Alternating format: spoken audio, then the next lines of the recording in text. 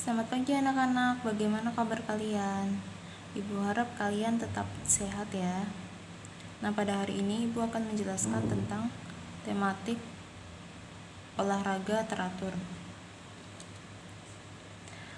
Selanjutnya ada lagu berjudul Main Lingkaran. Tapi mohon maaf karena keterbatasan Ibu, jadi tidak bisa menyanyikan lagu ini. Nah, selanjutnya ke pengertian gerak lokomotor. Gerak lokomotor adalah gerak yang ditandai dengan adanya perpindahan tempat. Contohnya berjalan, berlari, melompat, dan lain-lain. Nah, selanjutnya ada makanan sehat. Kalau sesuai dengan buku tematik, makanan sehat itu 4 sehat 5 sempurna. Meskipun sekarang sudah ada peralihan dari 4 sehat 5 sempurna ke gizi seimbang, tapi Ibu akan mengikuti buku tematik saja. Nah, makanan sehat membantu pertumbuhan dan perkembangan manusia. Nah, makanan sehat adalah makanan yang mengandung nutrisi yang dibutuhkan tubuh. Jenis nutrisi tersebut yaitu karbohidrat, protein, lemak, vitamin, dan mineral. Manfaat tiap nutrisi. Yang pertama, karbohidrat sebagai sumber energi, protein sebagai zat pembangun dan memperbaiki jaringan tubuh yang rusak, lemak sebagai cadangan cadangan energi, dan pelarut vitamin A, D, E, dan K. Vitamin dan mineral menjaga daya tahan tubuh dan kesehatan tubuh. Selanjutnya, manfaat makanan sehat. Yang pertama, menjaga keseimbangan metabolisme tubuh. Yang kedua, memperlambat badan. Yang ketiga, menjaga kesehatan fungsi organ. Yang keempat, memperkuat konsentrasi dan daya ingat. Selanjutnya, berkaitan dengan sistem kekebalan tubuh. Nah, tapi dalam penerapannya, makanan sehat ini juga baiknya dikonsumsi sesuai dengan porsinya. Kalau terlalu banyak akan menimbulkan masalah lain juga, tapi kalau misalnya terlalu sedikit pasti istilahnya kekurangan gizi. Misalnya aja sebenarnya makanan sehat yang dikonsumsi sesuai porsi itu bisa menjaga kestabilan berat badan. Tapi kalau misalkan makanan sehat yang kalian konsumsi itu terlalu banyak porsinya, otomatis akan menimbulkan obesitas. Tapi kalau kurang kan otomatis misalnya jadi konsentrasinya kurang, terus badan juga kurang bugar dan lain-lain. Nah, berkaitan dengan makanan sehat, silakan kerjakan soal yang ada di lembar PDF. Nah, selanjutnya ada bagian melakukan wawancara. Sebelumnya, pengertian dari wawancara adalah kegiatan tanya jawab yang dilakukan oleh 2 orang atau lebih antara narasumber dan pewawancara.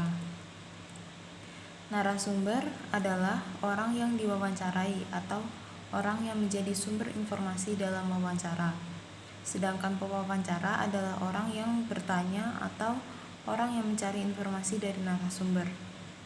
Nah, untuk penerapan dari teks wawancara ada di buku tematik halaman 69 dan silakan kerjakan pertanyaan yang ada di bawahnya.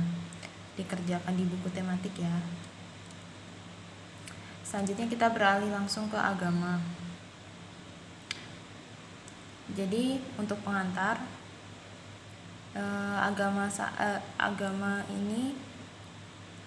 agama pada hari ini memiliki tema aku mampu membedakan perbuatan baik dan buruk. Nah, untuk catatan, sebenarnya sejak awal perbuatan baik atau buruknya seseorang sekarang itu dapat dipengaruhi oleh lingkungan dan perbuatan generasi sebelumnya. Maksudnya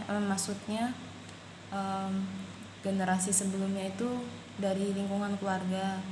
Misal di keluarga itu diajarkan yang bagaimana, itu akan mempengaruhi pola pola perilaku anak.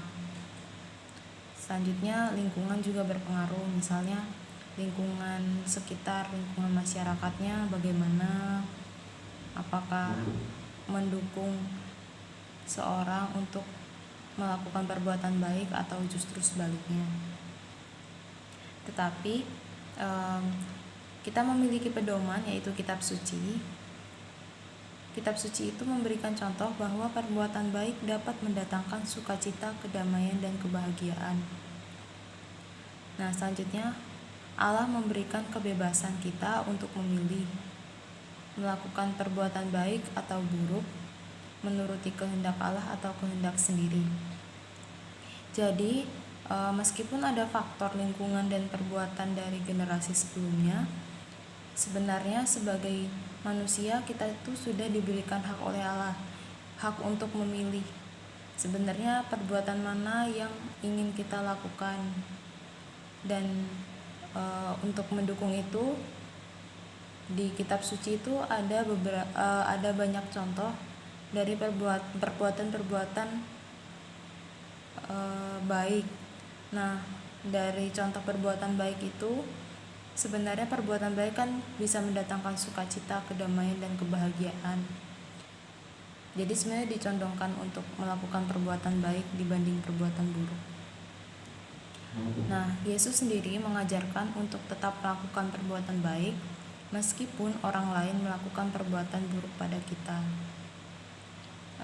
Karena ajaran kasih Yesus, ya, kasihilah musuhmu seperti kamu mengasihi dirimu sendiri. Itu sungguh ajaran yang luar biasa. Nah, selanjutnya kita menyanyikan lagu Hati-hati Gunakan Tanganmu di halaman 27 sampai 28. Jadi nyanyinya begini. Hati-hati gunakan tanganmu, hati-hati gunakan tanganmu. Allah Bapa di surga melihat dengan cinta, hati-hati gunakan tanganmu. Nah, untuk lirik selanjutnya kalian bisa menyanyikan sendiri ya. Ini tidak perlu di video dan dikirimkan ke ibu, tapi cukup ya kalian nyanyikan aja. Nah, selanjutnya tugas agama. Silakan mengerjakan soal dari buku agama halaman 28 sampai 29.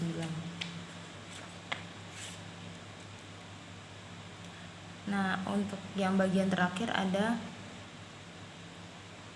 kisah Santa Elizabeth. Nah, coba temukan apa yang bisa kita teladani darinya yang berkaitan dengan perbuatan baik tadi.